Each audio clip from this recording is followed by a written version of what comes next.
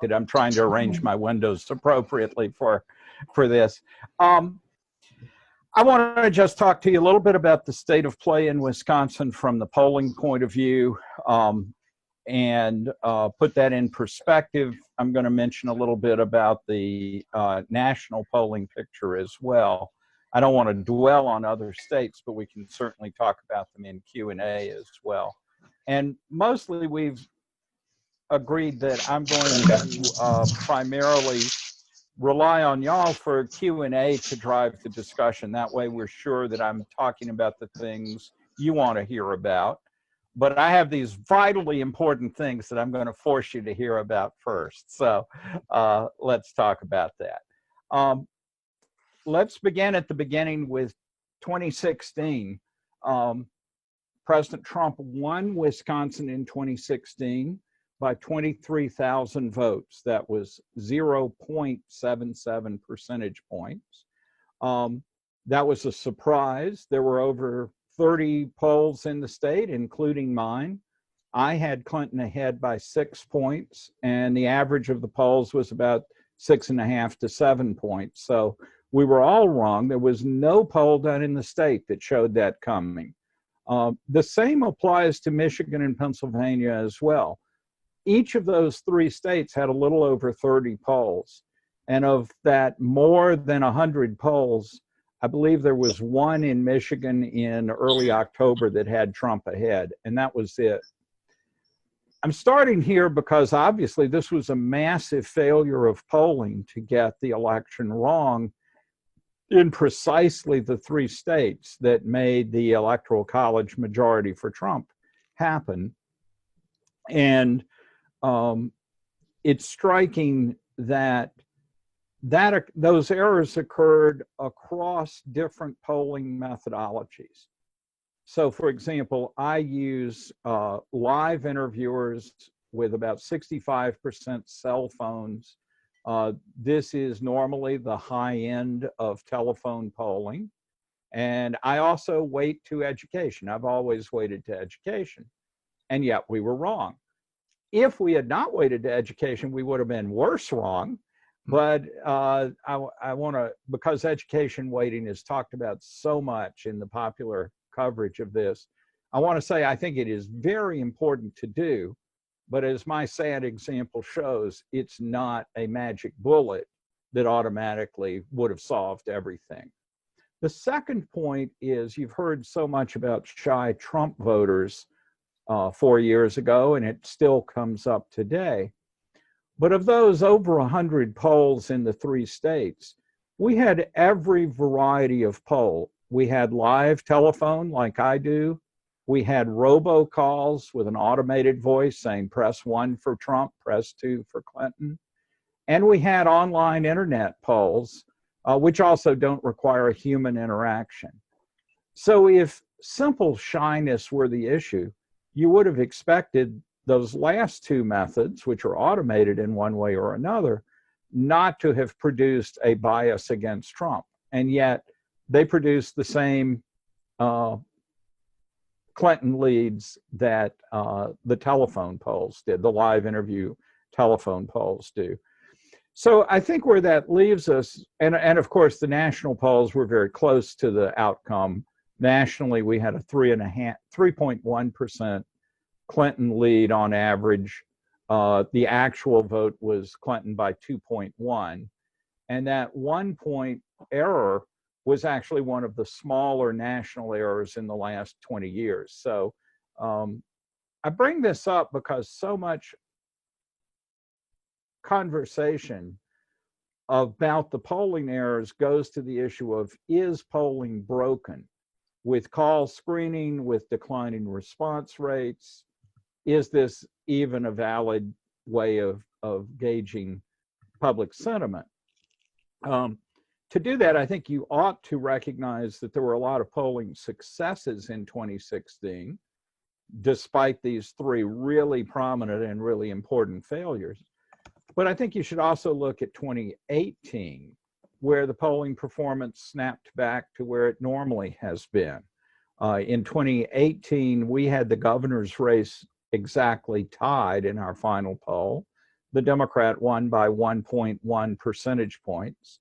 And in the US Senate race, we had the Democrat ahead by 11, and she actually won by 10.9. So you see, with very modest adjustments to the polling methodology, 2018 performed as well as 2014 and 2012 before it had. And that's important for this methodological point, that polling isn't broken, but something was different in 2016. So let me touch on that.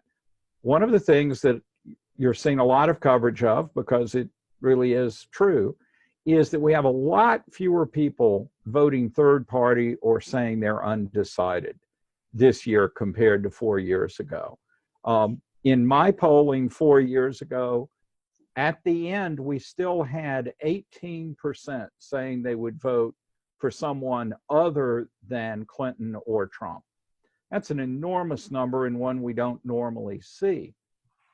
This year, that total in my latest poll last week is 10%, with 4% going to the independent, the libertarian, Joe Jorgensen, and 6% saying they're undecided. So that doesn't mean that those folks won't necessarily break heavily one way or another, as they did in 2016. But it does mean that we have a much smaller pool of those people, and therefore the aggregate impact should be smaller. I'll tell you also in passing that in this year's poll, those folks who are not choosing Biden or Trump have a very negative view of Trump. They pretty strongly disapprove of the job he's done as president, but they also have an unfavorable view of Joe Biden. And so in this sense, they're a bit conflicted over both of them. And they also tend to call themselves independents rather than say they lean to one party or another. What this means is, I think that this smaller pool is also less likely to be inclined to break heavily one way or another, though late developments could shift them. They are, because they're independents and they do tend to pay less attention to politics, they may be a little bit more subject to movement in the last week or two of the campaign. That is my main conclusion from 2016, is that of that 18% or so that were undecided late in the race, in the exit polls, of the people that decided in the last week, 2-to-1 went for Trump, 66-33 roughly. And among the people that disliked both candidates, in my polling, that was 22%. In the exit poll, it was 21% that disliked both. So we agreed really nicely there. But in the exit, those folks went 60% for Trump, 20% for Clinton, and 20% for a third party. So again, a very sharp one-sided shift in the late voters and in the conflicted voters. I think the other side that we had then in 16 is that, Trump had never held elective office of any kind. He was someone who appeared on TV. He was someone who had a reputation as a businessman. But voters were free to imagine his presidency because there was literally nothing to base that on in terms of elective office. What we saw in 16 was, I've already mentioned the 22% that disliked both candidates, but Wisconsin voted against Trump in the April presidential primary. It was his last loss in a primary, and he lost fairly badly here. Republican leadership was slow to embrace him. Scott Walker, then the governor, Republican governor, supported Ted Cruz in that primary. Over the summer, Republican leadership somewhat tepidly embraced Trump, but even in the fall, in the Access Hollywood video, Paul Ryan more or less repudiated Trump that late in the campaign. So my point is that Republicans were reluctant to embrace Trump throughout the campaign. And I think that showed up in these high undecided rates, the number of Republicans that were thinking of voting for the Libertarian Party in the fall of 16. But in the end, their views of Hillary Clinton were so overwhelmingly negative that it made it incredibly hard for reluctant Republican Trump voters to actually cross over and vote for Clinton. And I think that was part of the reason why we had the surge back to Trump among these late deciders. There's also the Comey letter and other developments in the last week.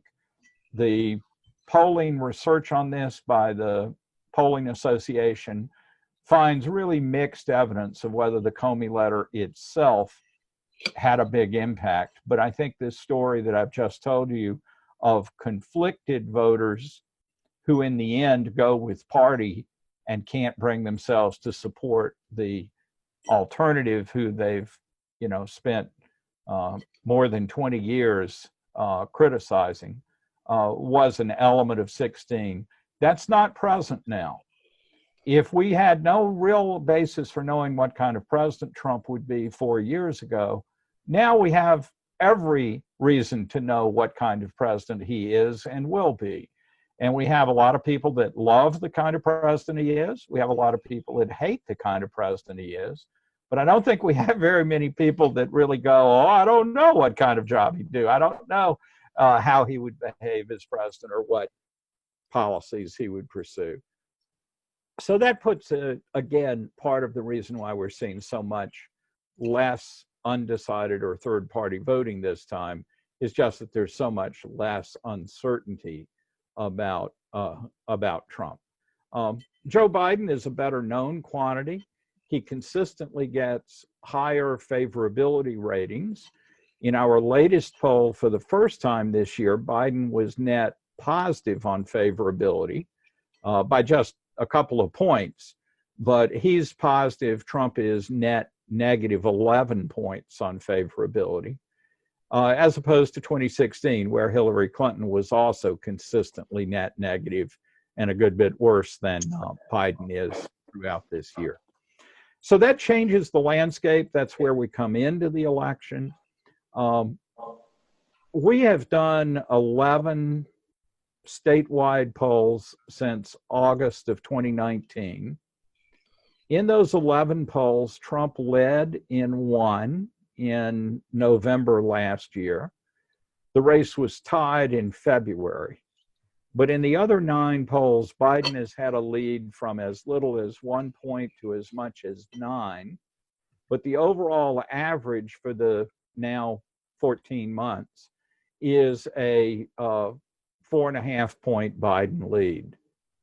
If we come to more recent polling since May, so this is post the arrival of the coronavirus, also post the presidential primary in Wisconsin and Biden's emergence as the presumptive nominee, we've seen Biden lead in every poll with likely voters.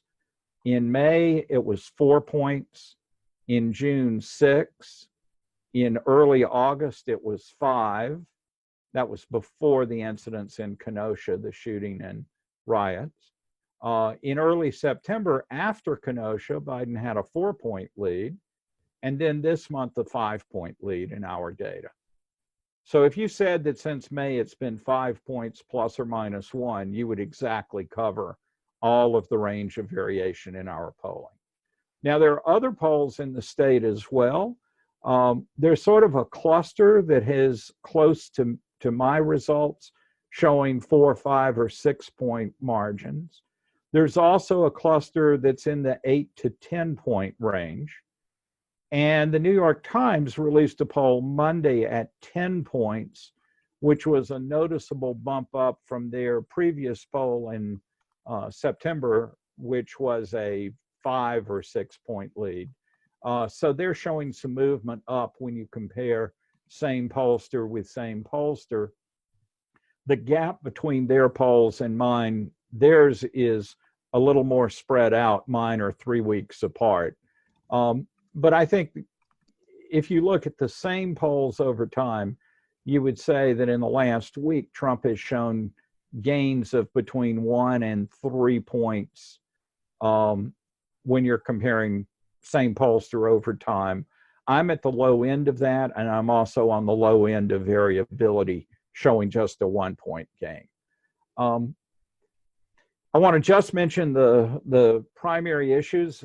As I put it, there are 3 crises facing the country. The number one causal agent, of course, is coronavirus. Then from that, we get the economic recession. And then we have the Black Lives Matter protests, which have dominated a lot of public events, public debate over the summer. Of these 3, Trump's strong suit still remains the economy. He's getting a 51% approval rating here. That's down from about 55 or 56 before the coronavirus arrived. But he has not fallen below 50. We had one with him at 50, but 50, 51. Still, the only approval measure we have of him where he's above water, more approved than disapproved. Next is his coronavirus approval, which is at only 41% now. His high water mark on that was 51 in late March after he declared a national emergency, but early in the process of dealing with COVID. From that 51, he fell to 44 in May, 44 in June, 40 even in early August, 41 in September, and 41 now. So a general decline that's similar to his national decline. Trump's approval ratings vary so little over time, the least of any president since Franklin Roosevelt in the 30s, that to see a 10-point decline in approval of his handling of coronavirus, I think is noteworthy. 10 points in the grand scheme of things is kind of small compared to past presidents, but that much movement for this president is, I think, notable. And then finally, the protests, something that Trump has been aggressive about promoting his anti-protester law and order message, including making a trip here to Kenosha to make that point, is actually easily his weakest area of approval. Here in the state in June, he had only a 30% approval in his response to the protests. And that has worked its way up gradually to 32, 36 last month, and now 37 this month. But he's still way underwater, and it's his weakest area. The only people that have really moved towards him on this issue are Republicans, who have moved in his favor from before his Kenosha event to after. He went from 60% approval with Republicans on protests to an 80% approval with Republicans on the protest. But it was the only group that moved. Independents moved by just 2 points in his favor, and Democrats moved 2 points away from him on this. So this is an issue that very much addresses his partisan base, and where his actions on it have shifted views of Republicans. If I go back to approval of the protests themselves, in June, 37% of Republicans approved of the Black Lives Matter protests. After 2 months of Trump criticizing those protests, Republican approval fell to 16%. It dropped by more than half. But approval in other groups moved down modestly. Independents down 5 or 7 points, Democrats down 4 or 5 points. So this is an area that you've seen him pay a lot of attention to, but it's not, in fact, one of his strengths. And in national polling, going back to 2017, when we had the neo-Nazi protests in Charlottesville, Virginia, national polling has consistently put his approval on handling race relations between 30 and 36. And as we had the protests this summer, questions were shifted to ask about the protests. Those approvals were also in that 30 to 36 range. And more recently, we've seen polling asking back about race relations. None of that has trended one way or another, regardless of the way you ask the question. So this is clearly a weak spot, but one that he chose to make such a central element of his campaign over the summer in talking about it. Okay, so that's sort of where we are. We're awfully stable. If we were off by as much as we were in 2016, we would be wrong and Trump would again win because I was off by 7 and currently at 5. So that would obviously tip the race. I've given you some reasons why I think that's a lot less likely given the number of undecideds and the greater polarization and the clearer views of Trump. And in the Q&A, we can talk about what might go wrong still. What are the things that keep me up routinely these days? And we can go over some of those things. The last point is about the Electoral College. So I do want to say this, the odd American way of electing presidents. And that is that in 2016, Trump's victories in Wisconsin, Michigan, and Pennsylvania gave him a fairly solid Electoral College majority, just over 300, 305, 6 Electoral College votes. If we went back a year ago, before we knew who the nominees were going to be or anything like that, you would say to the Democrats, you must flip all 3 of those states in order to get an Electoral College majority, assuming no other state shifts. And so it's not enough for Democrats to win Michigan and Pennsylvania, both of which seem to go more Democratic in the 2018 midterm elections. You've also got to get Wisconsin, and anything less than that and you fall short of an Electoral College majority. Again, that's with the caveat that no other state changes. So now in the midst of the election, there have been changes in other states. The 3 Midwestern states remain pretty important, but Arizona is an example with 1 more electoral vote than Wisconsin has, which seems to be tilting pretty solidly to Biden, not quite as strongly as Wisconsin, but a steady and I think credible lead for Biden there. So that would replace Wisconsin if need be. More surprisingly, Biden has a modest lead of 4 or 5 points on average in Florida. I'll believe that one when I see it because Florida has such a history of incredibly close elections that a 5-point lead there would seem like a real blowout compared to previous presidential or statewide elections. But it could happen, and that is certainly what the polling right now is suggesting. Finally, we get North Carolina. All 3 of those states, Arizona, Florida, and North Carolina, Trump won last time. But Biden has a similar lead to Florida in North Carolina, low single digits. So if you flip any one of those 3 states, and certainly Florida, which is big and has lots of Electoral College votes, then you have many more paths to an Electoral College majority. Finally, Democrats hunger and thirst over Georgia and Texas. Biden has the slimmest of average leads in Georgia. Trump has a couple of point lead in Texas. Flipping either of those would be really quite a remarkable outcome.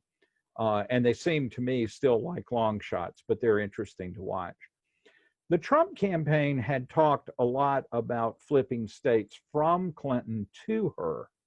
And the states they mentioned over the summer, or Trump mentioned, included primarily Nevada, Minnesota, and New Hampshire. All 3 narrow Clinton victories. Minnesota, sitting just to the west of Wisconsin, shares some similarities in makeup and some differences, but it's somewhat similar. And it's one where Trump did better in Minnesota than he did nationally, suggesting that maybe Minnesota was winnable. Nevada seems like more of a reach, New Hampshire a bit more of a reach. And again, there were a couple of other states that were briefly talked about, but which really don't seem on the table anymore. New Mexico and Colorado are 2 that Trump talked about. So where are we then? In those 3 target states for Trump, Biden has very strong leads in all three of them in the polling that we have.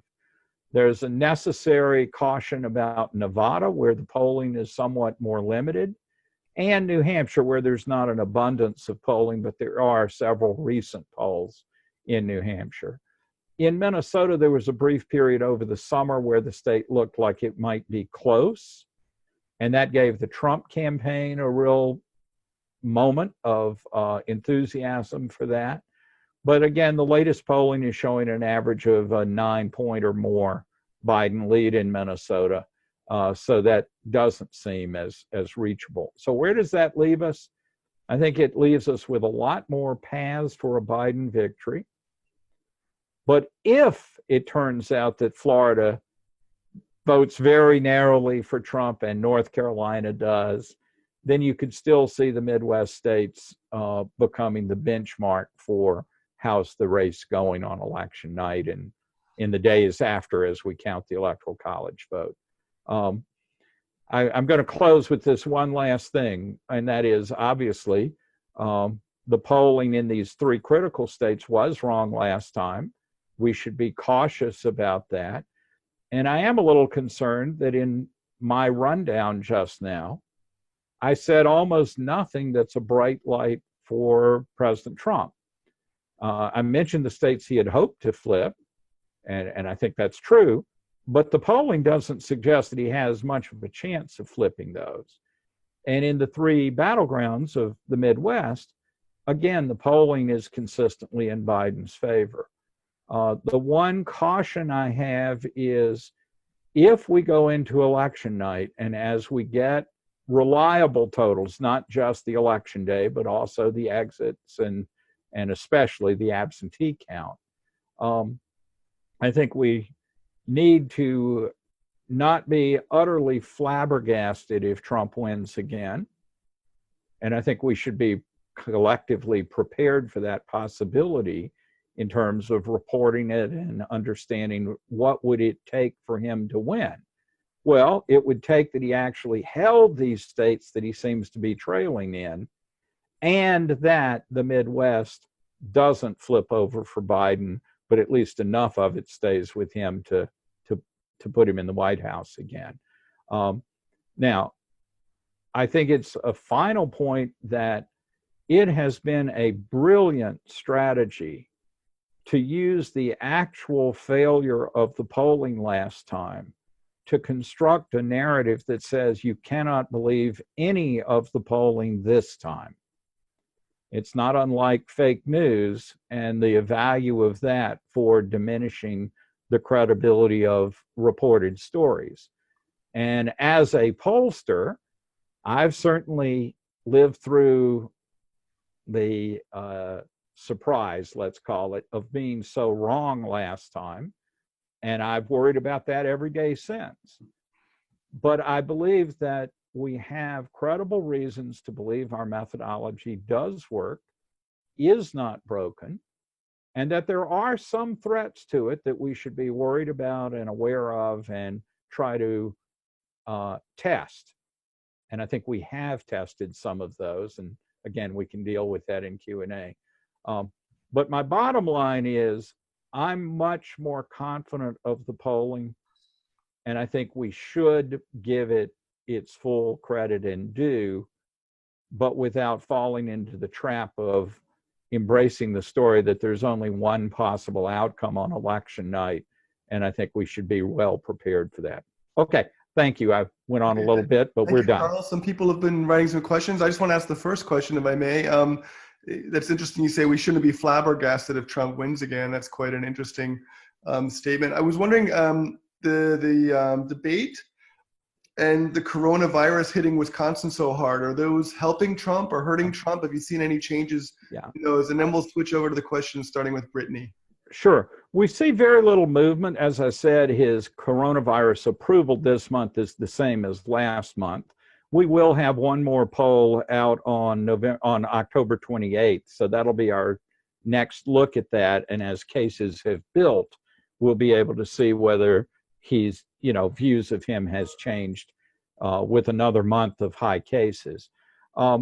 What I do see in the Wisconsin data is in a statistical model of vote choice, partisanship and overall job approval, unsurprisingly, are overwhelmingly the two most important factors in choosing to vote for or against Trump.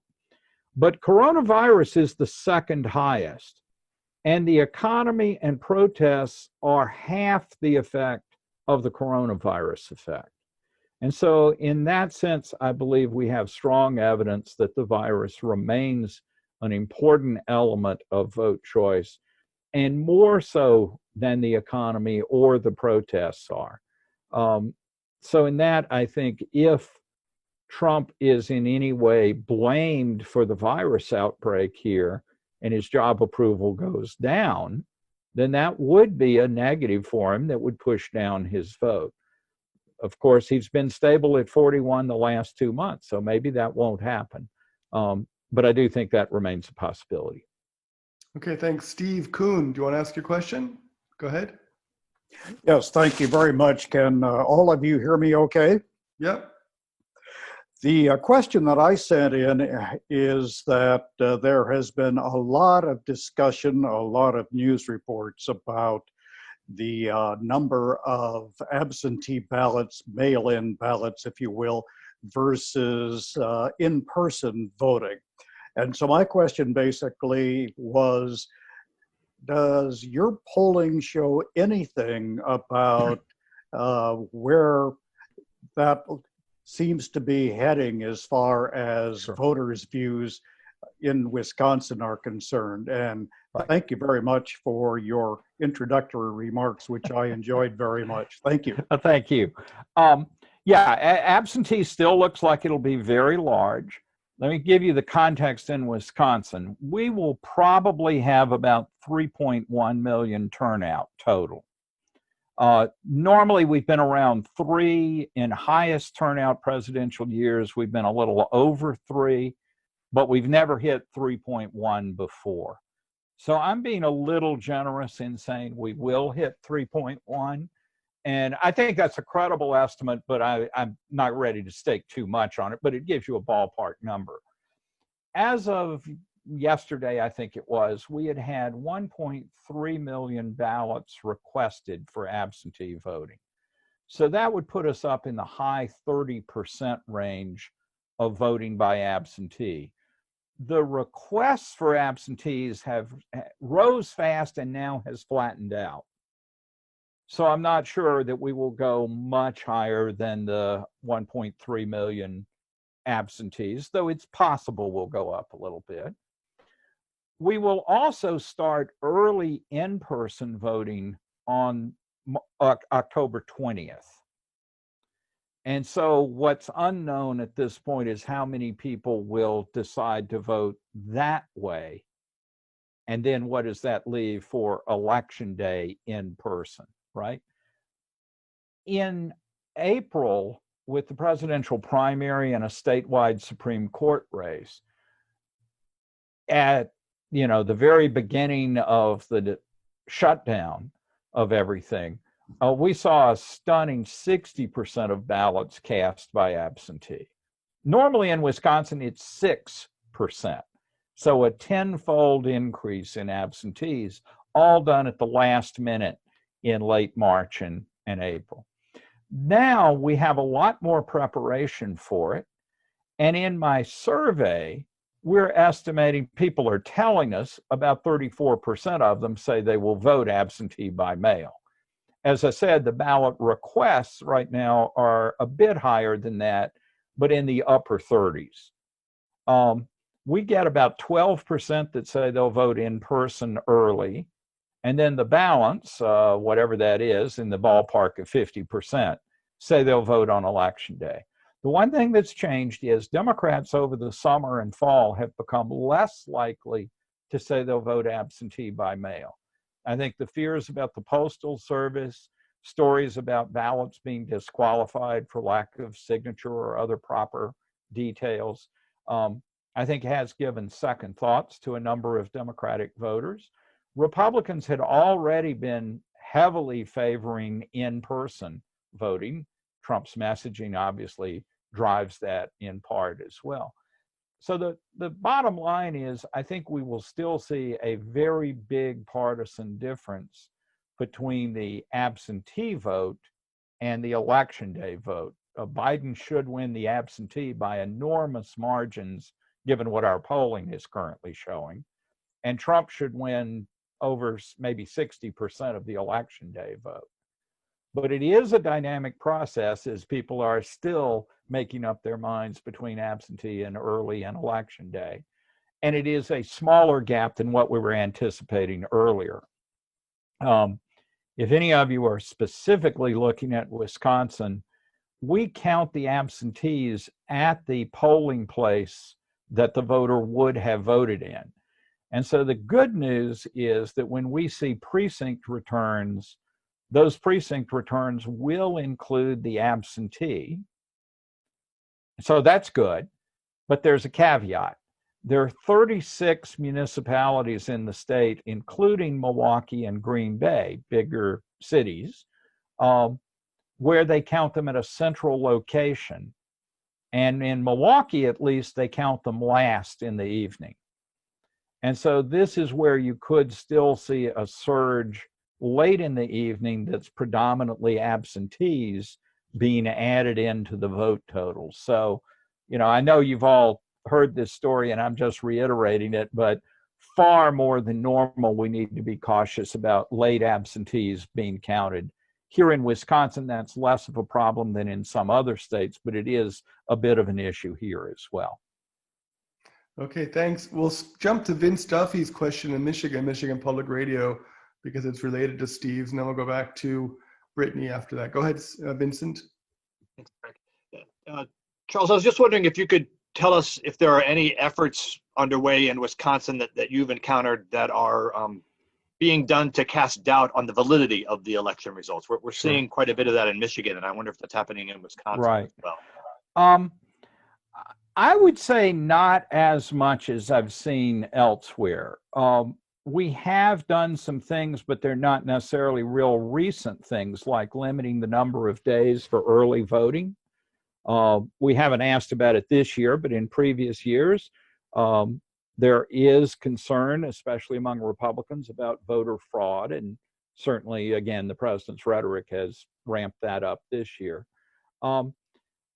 There is still one pending case, and there may be more, but I know of one that may be headed to the U.S. Supreme Court still, that has to do with whether ballots received after Election Day but postmarked by Election Day can still be counted. State law requires them to be at the election office on Election Day in order to be counted. A lower court judge extended that and added the postmark requirement, but now the appeals court has reversed that, and so we're back to requiring them on Election Day. I would be very surprised if the U.S. Supreme Court reversed that, partly because it is longstanding state law, and then secondly, there is this issue of changing the rules close to Election Day. But despite the fact that I work at a law school, I just have a PhD in political science, so don't trust me for legal analysis on this. But bottom line is, I think there was an issue of a pending purge of registered voters, but that has been put on hold until after the election, so that won't be an issue here. Thank you. Great, thanks a lot, Vince. Now, next question is Brittany Silverstein in Los Angeles. Go ahead, Brittany. Hi, thank you so much for this discussion. It's really interesting. And I think I can speak for many of us, that journalists, that, we're kind of bracing for a crazy election night. But with all the emphasis on mail-in ballots that we were talking about, like here in California, and like counties have mailed out ballots to everybody, are you anticipating this to not just be an election night? Is it going to be more of like an election month? Like how do you expect, like, we're not going to have a president on election night? I'm going to say election night doesn't end until dawn on Wednesday morning, West Coast time. And if you push me, I'll make it Hawaii time. I think it's a skittish thing at this point. I actually do believe there's a path in which we have a clear winner, even if California hasn't finished its tally. Not picking on California, but it does take a long time there because of this allowing postmarked ballots to still be counted and other things. I think that, so here's the very optimistic scenario, and it is contingent on Biden winning. But Ohio and Florida, and for that matter, North Carolina, have a history of high percentages of absentee ballots. So they're experienced with handling absentees, and they start counting them either before Election Day or on Election Day. And as a result, there's not a long delay for them in reporting those absentees. On election night, we certainly have to make sure that if we're looking at results in any of those three states, that the absentees are fully accounted for. But if they were, and if they were clearly states going for Biden, then both Florida and Ohio would be major states, big electoral college votes that had flipped. And I think at that point, you might not be able to officially call the outcome of the race, but you would certainly be very confident about where it was going. Then the nightmare scenario is, of course, both of those states are hinging on a 500 vote difference on election night, and several others. Pennsylvania hasn't finished counting very much. That would be the nightmare where, again, let's go medium optimistic, 2 or 3 days might clear that up, right? A delay in counting absentees doesn't necessarily mean a week or more, but it might mean an extra day.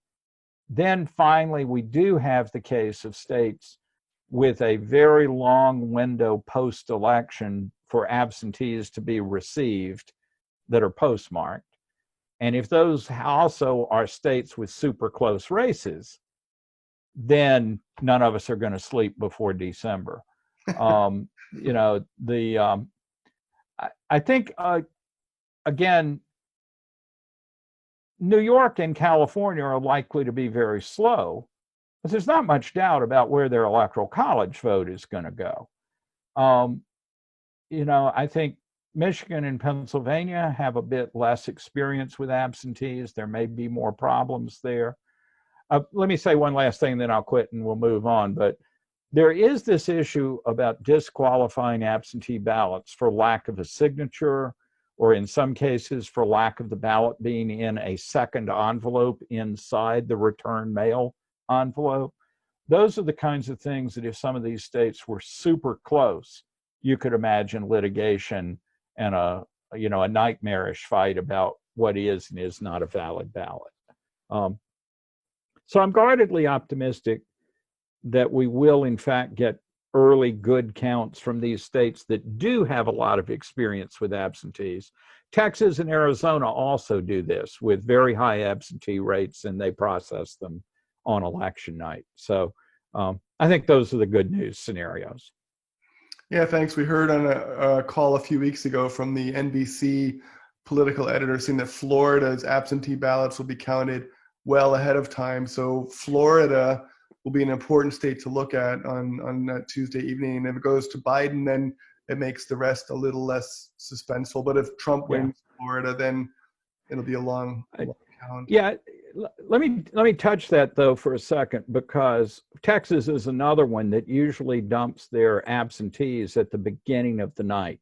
So right after poll closing, you'll see a report of one precinct reporting, and it's 40% of the statewide vote. Mm-hmm. That's all the absentees being dumped at once. All right.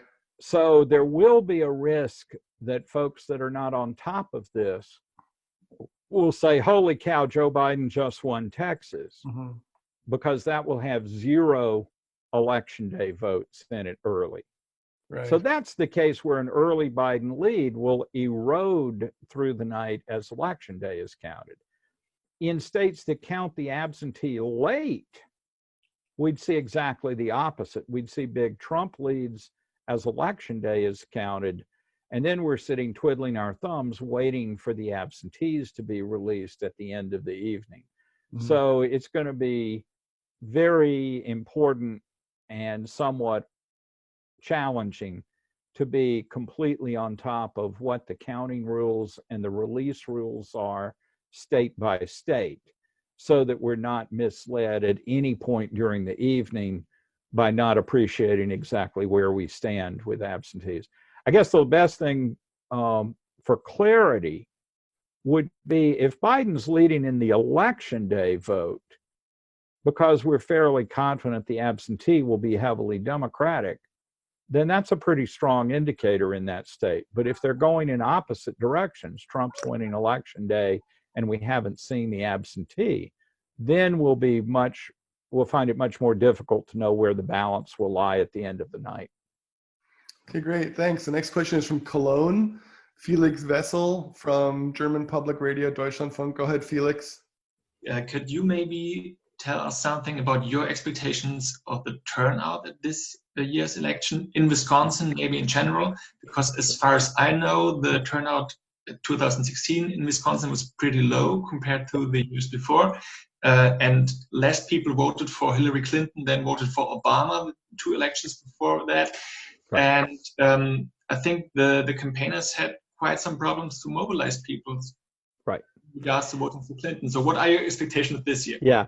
If you had asked me pre-COVID, I would have said we'll have record turnout, no question. All of the polling was showing both sides invigorated about the race, very high percentages, higher than normal, saying they were certain to vote. That dropped off in Wisconsin polling after the primary in April. It's hard to know how much of that was simply because, well, we just did the primary election and now I'm taking a break, and how much of it was just the overwhelming impact of COVID in disrupting people's lives and distracting.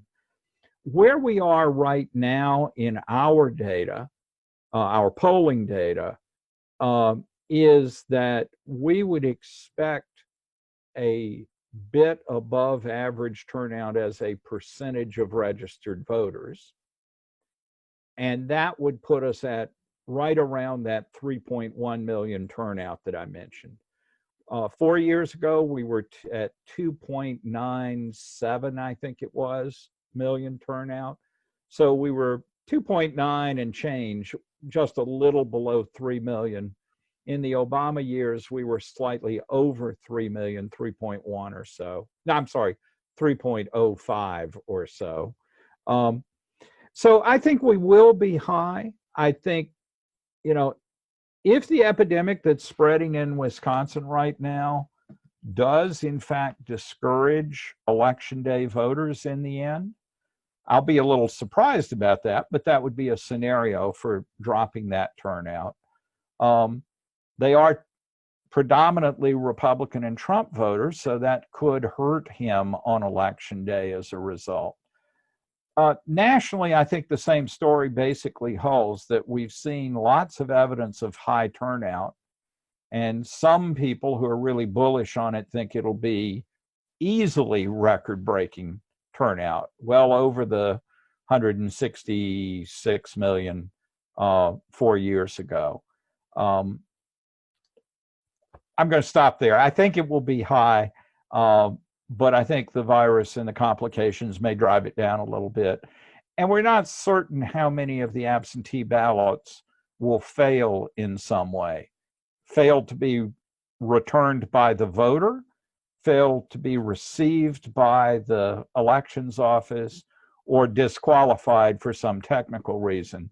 Disqualifications are usually in the 1% to 3% range. So it's not huge, but it's not nothing. And in North Carolina right now, we're seeing exceptionally high rates of rejection of ballots by African American voters, three times that of white voters. So that's another source of concern. But it should be in that single-digit disqualification. It shouldn't be double or triple digit. Well, not triple. It shouldn't be double digit, but it is something to be a little concerned about. Okay, thanks a lot. Next question is Jessica Prater from CNN in New York. Jessica, are you there? Hi, yes, I'm here. My question was more so about the demographics of your polling. Do you differentiate between men and women, college educated, high school Sure. diploma, and has that tilted at all Sure. for 2020? Yeah, it looks more polarized than it did in 2016. If we look at whites by sex and education, white non-college men are going 60% for Trump, 33% for Biden. That's greater margin than we saw in 2016 for them. But the white college women are going even more for Biden, 62-30. These are polar opposites. In Wisconsin, there's not quite twice as many non-college white men as there are college white women.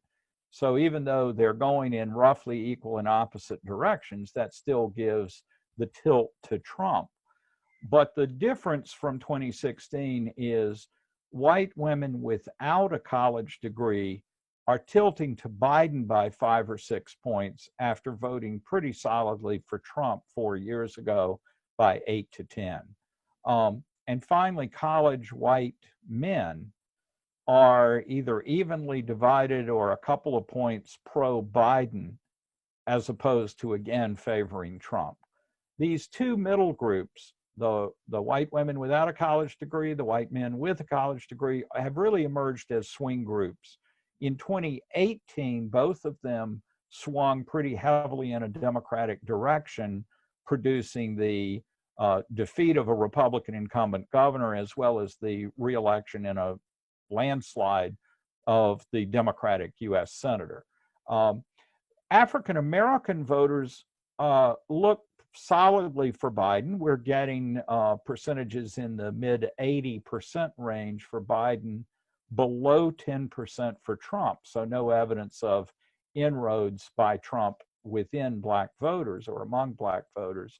But we do see a slightly higher rate of saying undecided for Black voters. That number comes down as we get closer to the election, but it also accounts for why we're seeing an 80-10 split instead of a 90-10 split, for example.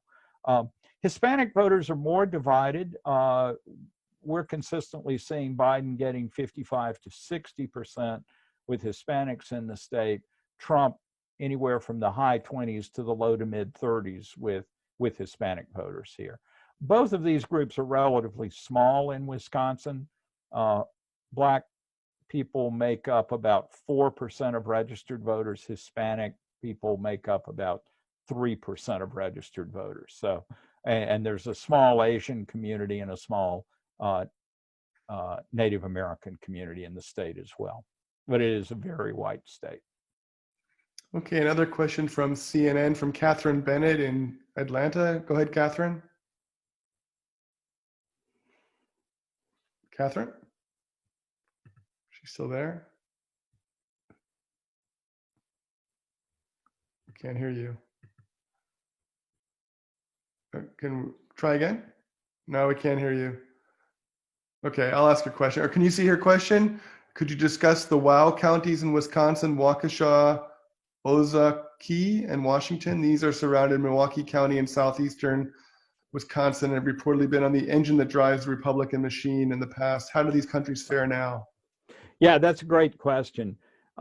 If you can't picture Wisconsin, it looks like this. There's a peninsula out into Lake Michigan. This is Green Bay. Milwaukee's down here. Chicago's down here. Madison sort of in the middle southern part of the state. So the WOW counties, Waukesha, Ozaukee, and Washington, are the three immediate suburbs to the west and north of Milwaukee. They are solidly Republican, have been a long-term source of Republican strength in statewide races. There are other suburban counties around Milwaukee that are also pretty Republican, but the WOW counties get a lot of attention. Waukesha in particular is also pretty big in population, so it carries special weight for that reason. Here's the thing. Those three counties have been voting smaller Republican margins since 2010. They voted less for Trump than they did for Mitt Romney in 2012. But they also voted less for Governor Scott Walker, the Republican governor, in 2018 than they had for his reelection in 2014.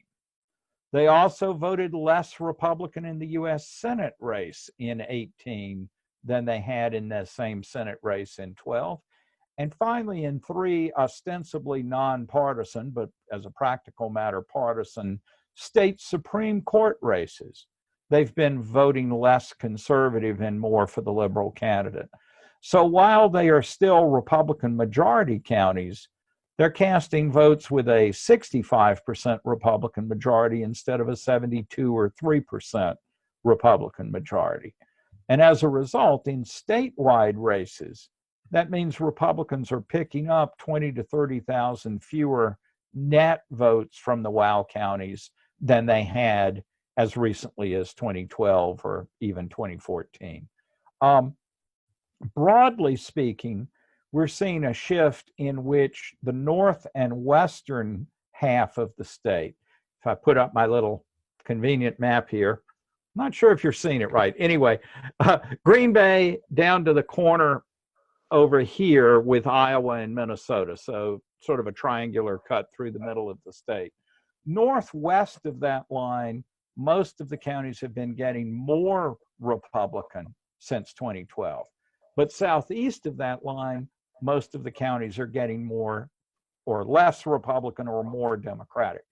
And so as a result, we're having a bit of a geographic reshuffling of the vote.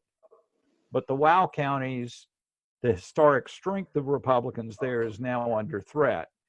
And both parties recognize this. The Republican Party chairman talks about taking steps to stop the bleeding there. And the Democratic state chairman talks about a great emerging opportunity for the party to pick up votes there. So it is a battleground that way, but it's one that Republicans have been getting a bit weaker in.